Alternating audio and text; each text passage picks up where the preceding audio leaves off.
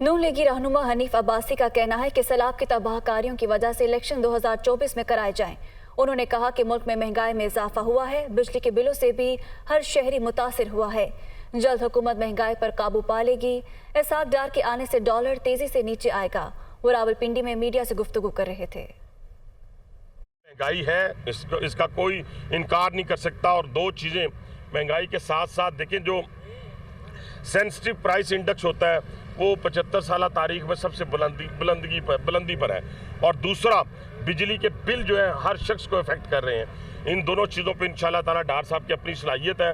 और जो कहते हैं कि डॉलर तो इंशाल्लाह ताला डार साहब को देख ही भागेगा और नीचे आएगा। और अल्लाह ताला के फजलो करम से महंगाई पर भी हम काबू पाएंगे। ये दो कामों के लिए तो हुकूमत आई है। इलेक्शन में सबको कहता हूँ सब्र के मुजाहरा करें।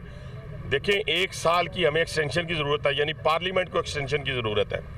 इसलिए ज़रूरत है कि ये जो 3 करोड़ 80 लाख के करीब लोग जो हैं, ये इस वक्त बेचारे अपने घरों से बाहर हैं। इनको घरों में कौन लेके जाएगा का इलेक्शन की? ये इलेक्शन कैसे मुमकिन है?